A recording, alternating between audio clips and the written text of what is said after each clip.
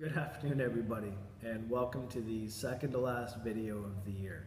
We're right down to the end of the course. The culminating activity is right around the corner, and we're on our last lesson, which I saved this one because I thought it would be kind of the most fun one to end with for the course. The topic is beauty. It is a philosophical topic. The idea of aesthetics is a philosophical topic.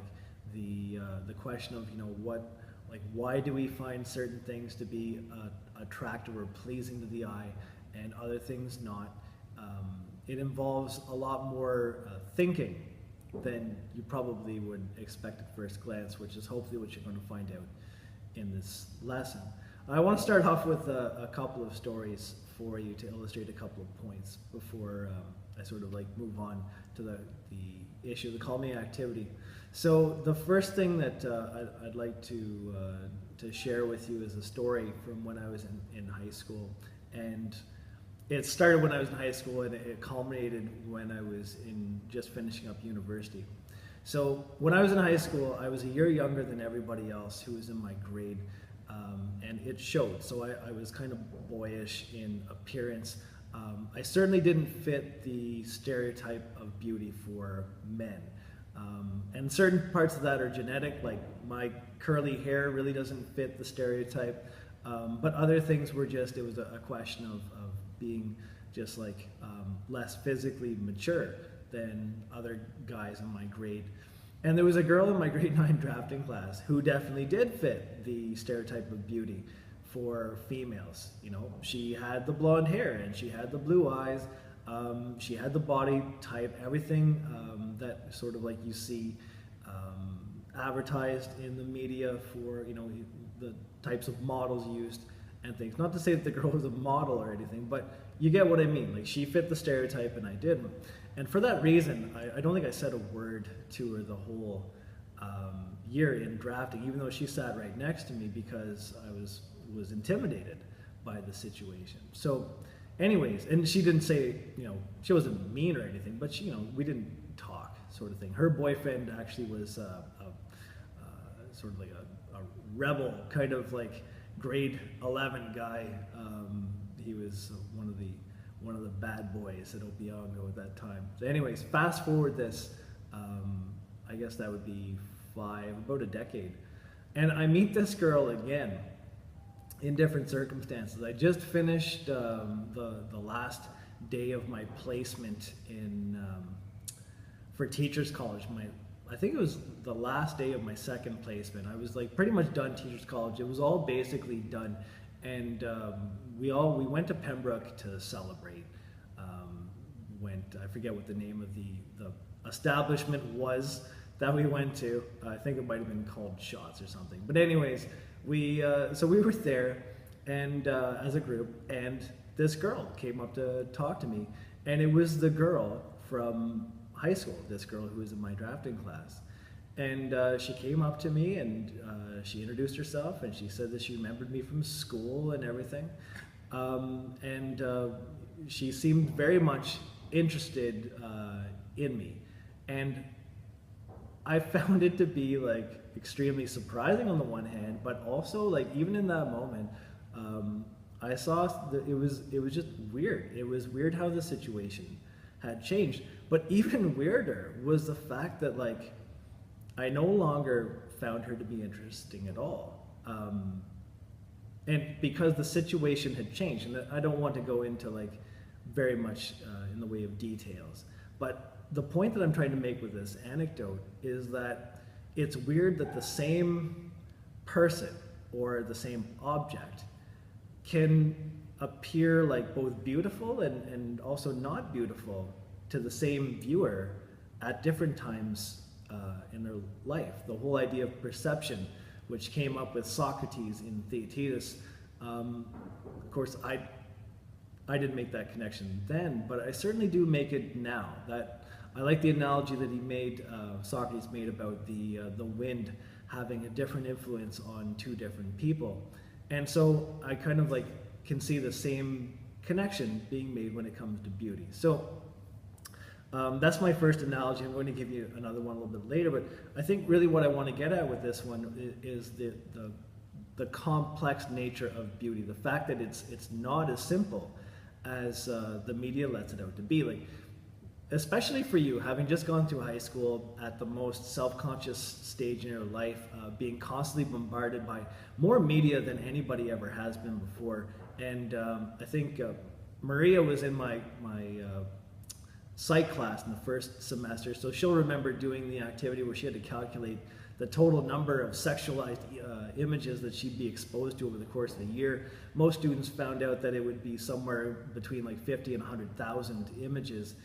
We're constantly bombarded, and especially you are constantly bombarded with images of what is presented to you as being, you know, the ideals of beauty. And it seems so simple. Quite often it's you buy this product and it'll make you beautiful, or you wear this clothing and it'll make you beautiful, or come work out at our gym, we'll make you look beautiful.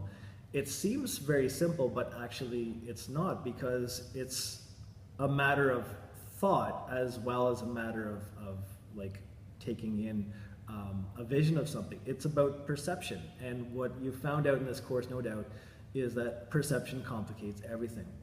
Let me give you another example to show how complicated beauty can be. This is one that maybe you can like relate to. So for the girls out there, I wonder how many of you, when the weather got nice, one of the first things that you might have done, and for guys too, but especially for girls, is to go out and try to get a tan. Because of course, that is part of our beauty stereotype in the West, is that getting a tan is associated with beauty, a little bit of color. It's the opposite for my wife. My wife is from Asia, and in Asia, in Vietnam, pale skin is prized as being exceptionally beautiful. And I think it comes down to the economics of the situation. So for us, having a tan would suggest leisure time. I have time to go out and lie in the sun, which suggests that I have a certain level of wealth that enables me to do that. Whereas in Asia, having darker skin is associated with working outside and with your hands, which is like a commentary on class. Whereas people who come from like wealthier families would be spending more time inside. But it's also like an economics things in terms of like scarcity. It's just pale skin is a feature that is more scarce in Asia, like in Vietnam, than, you know, skin with like a darker or more like, you know, dominant hue. Kind of like how blue eyes are prized in the Western beauty stereotype. Is it because they're more beautiful than any other color of eye, or is it because they're just more rare? So they actually sell whitening creams in Asia, where you can like rub this stuff on your skin to like bleach it. It's got a bleaching agent in it, and you'll put this on your skin and you'll bleach yourself white so that you'll become more beautiful, which is pretty amazing to think, right? But is it any more amazing than like going to a tanning salon, where we know that like there's connections between like radiation and cancer, and yet people go to tanning salons in the West in order to get a tan? What I found is I get more attractive the closer that I get to Asia, actually. Not only do I have pale skin, which sets me apart, but also my pronounced nose that you may have noticed is a feature that actually is considered to be attractive in Asia, whereas it's something that, like, when I was in high school, I was quite self-conscious about the way that I looked. And it was one part of my body that I wished was different. And yet I go over to Asia and I find out that it's actually something that, my wife was hoping when our children were born that, they would get my nose. Whereas I was desperately hoping that they wouldn't. I was hoping that they would get my wife's features. So this analogy, or this anecdote, the reason why I'm telling you this, partially just to entertain you, I think, because it is the end of the year, but also to show you just like how fluid beauty is, like the fact that there's this cultural angle to it as well, this conditioning that we're subjected to that then determines what we do and don't find beautiful. Like, my wife and I are individuals of comparative age. I'm only 1 year older than she is, and yet we've got very different, I guess you'd say, like, views, not very different, but in some cases, like there's things, like I always tell her that she should go out and get a little bit of sun because I think she would look nicer if she did. And she always looks at me like I'm crazy, like why would she want to get sun when she's got this, you know, nice pale skin? So I thought it would be interesting for you and maybe a little bit enlightening as you're looking at the unit and trying to like wrap your head around the philosophical angle when it comes to beauty. The idea that like it's subject to change. Like there's certain things, and this is the kind of the neat thing about aesthetics, certain things seem to be persistent through time. Like there's certain ideals, like when we take a look, for example, at like